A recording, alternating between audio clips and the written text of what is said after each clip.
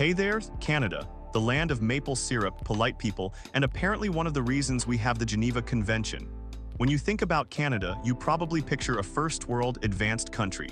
GDP over $2 trillion US, strong welfare, high quality of life. Sounds like a dream, right? That's why so many people, especially from developing countries, dream of moving there. To study, to work, to start a better life. All good until you talk to the people who actually live in Canada.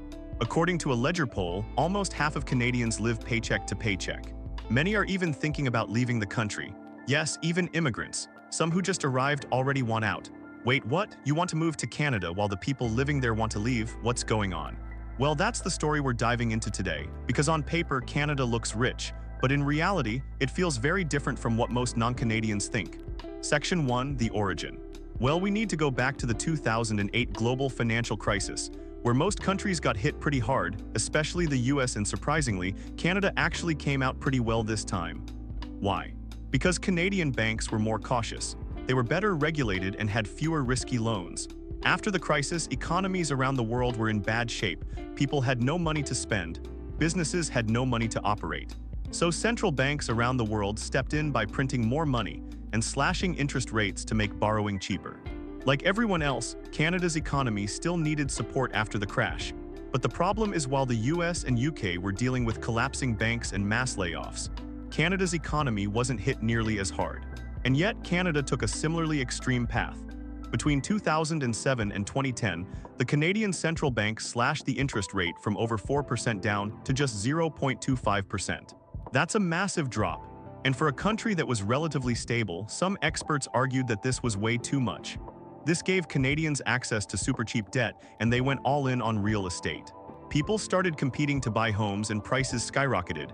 Demand soared. Supply couldn't keep up because building homes takes time, permits, land, and materials.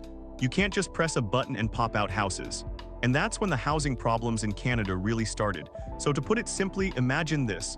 After the 2008 crash, the US had full-blown kidney failure. They needed emergency dialysis just to survive. But Canada was just mildly dehydrated. It just needed to drink some water. Instead, it jumped into dialysis too. Healthy people don't need dialysis, but Canada signed up anyway. Section 2, housing addiction. As we mentioned before, Canadians started to go crazy on real estate. Real estate has become Canada's biggest sector. Bigger than tech, bigger than manufacturing and production, and that's a big problem. Because you can't export a condo. You can't build innovation on someone else's rising rent. While other countries invest in manufacturing and technology, Canada has heavily focused on real estate. That's why other fields like tech and manufacturing are falling behind. But it's not just a policy mistake.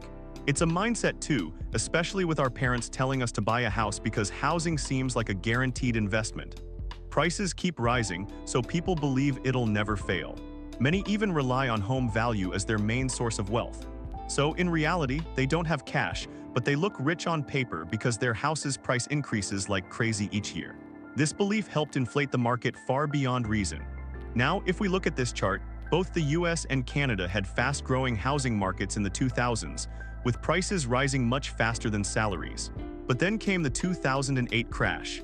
The US market got hit hard, especially the housing market, and prices dropped significantly, making homes more affordable again, even if just for a while. But what about Canada? As I mentioned earlier in Section 1, Canada didn't suffer a major crash. The economy stayed relatively stable. And because it wasn't hit as badly, the home prices never reset. Things got even worse as prolonged low interest rates and rising demand kept pushing prices higher year after year, while wages barely moved. Home prices just kept climbing. No pause, no reset, just straight to the moon. And this problem was worsened by investors too. In 2020, around 20% to 30% of houses were owned by investors, including real estate companies and small-scale landlords. These homes are used to make money. Some are rented out, some are flipped, bought cheap, renovated, and sold for profit. Others just sit there waiting for prices to go even higher. Now, none of this is actually bad. But the problem is when investors keep flipping homes without actually building new ones, prices start to take off. The supply stays the same, but demand keeps growing. Now you might think, isn't this already normal? As in most countries, people can't afford to buy houses anymore. So what's so special about Canada? Well, even though Canada is not the only one, Canada is surely one of the worst. If we look at this graph, it's clear that Canadian house prices have risen the fastest. even beating Australia, the UK, and the US, and of course, we still haven't talked about the cost of living, which we will talk about in Section 3. Section 3, Crazy Cost of Living. Right now, people who are living in Canada's major cities or rural areas have the same problem, which is the crazy cost of living. Not only are housing and rent prices ridiculously high, but prices have gone up across the board, and wages haven't kept up. Having a full-time, high-salary job doesn't guarantee stability anymore. In fact, for many Canadians, it's just not enough to survive. According to an RBC poll, almost half of Canadians now spend their entire income just on basic daily expenses. Nothing left over. And many have already dipped into their emergency funds or even their retirement just to survive. For example, in Toronto, the largest city in Canada, the median household income is around $97,000 a year, or about $8,000 per month before taxes. After taxes, that becomes around $6,500. As of May 2025, the average rent for a one-bedroom apartment is about $2,300. That leaves around $4,200 for everything else, like groceries, utilities, transport, insurance, and any surprises. For two people, this is already tight and they need to live modestly. And if they have a child, even just one, the cost of childcare, milk, diapers, school, and extra food makes it not enough. That's also assuming nothing goes wrong. And since this is the median, that means half of people earn less than this or have to spend more. So this explains why around 27% of Canadians are taking on debt just to cover monthly basic needs. Section 4, Over-immigration and loopholes. Ridiculous rent, crazy housing prices, and high cost of living have pushed people to have fewer kids. But at the same time, more Canadians are retiring. So who will work then if more people are retiring than being born? Well, that's the reason why Canada relies heavily on immigrants. The problem? Canada is doing it way too fast. In 2023 alone, Canada added 1.2 million new people. That's almost a 3.2% increase.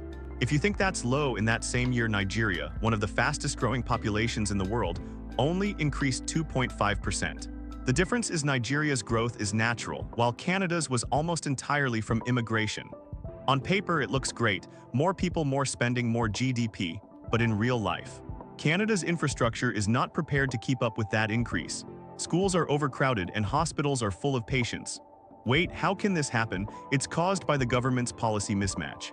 In 2024, the Canadian government welcomed 483,000 new immigrants, while in the same year Canada only built around 245,000 new homes.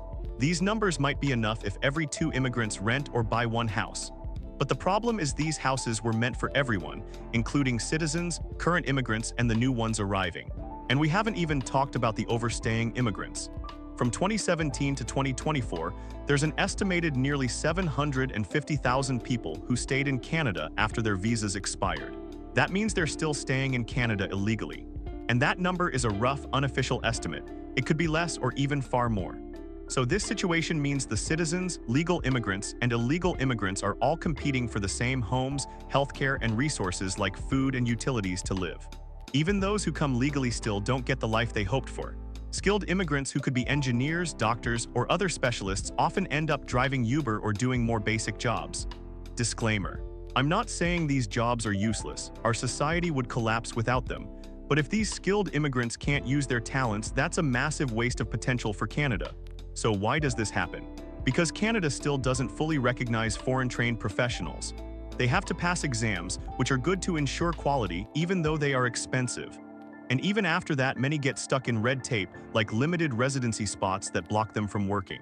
And to make it worse, some employers ask for Canadian experience, which creates a trap. So it's like you need a Canadian job to get a Canadian job. Now you might think, why not just invite more wealthy immigrants as they bring capital, investments, and businesses that will create more jobs, right?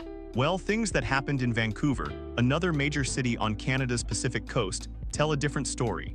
Because of a wave of wealthy immigrants migrating to Vancouver, they buy up property and distort prices that were already high. Imagine the house's price is $500,000, and maybe there's an average Canadian who already saved $500,000 and wants to buy the house. Then a wealthy migrant comes and asks to buy it for $550,000 to outbid the other buyer. Then another wealthy migrant comes and bids even higher at $600,000. And because they are wealthy, they can just keep bidding. Just keep increasing the offers, and voila, the average Canadian can't buy that house anymore.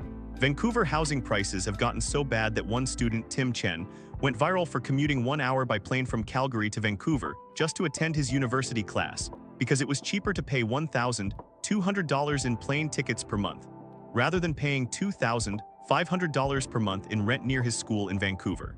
Sure, he only had 2 classes a week, but the fact that flying between provinces twice every week is somehow more affordable than living near your school, that means it's cooked. Another big problem is brain drain.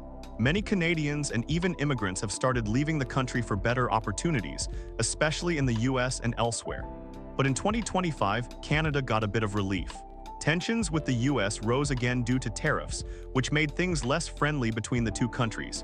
That halted some Canadians from moving south.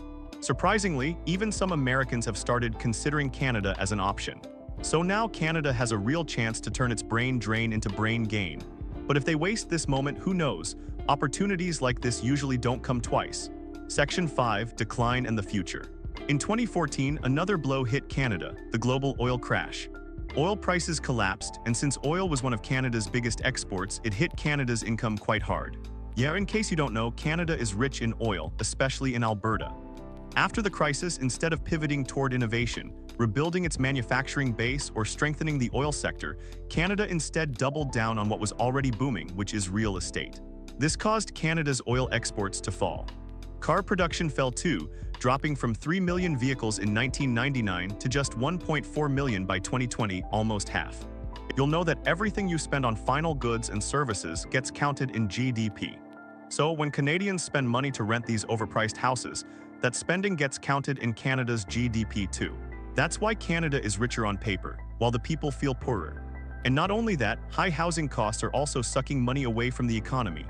Now Canadians need to save tons of money just to pay rent or buy a house, let alone invest in research or innovation that can actually boost the real economy. And for young Canadians, it's starting to feel hopeless. Buying a home, starting a family, building savings, it all feels out of reach.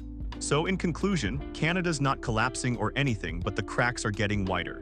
Housing prices are out of control. The cost of living is crushing people, debt is piling up, productivity is falling, and the systems meant to protect people are full of loopholes. Of course, Canada still has a chance to fix all this. Some efforts have already been planned or made, like building more homes and tightening immigration controls. But no one really knows if it's real change or just empty political talk. And thank you to our premium members for supporting this channel. You can support too by joining our membership.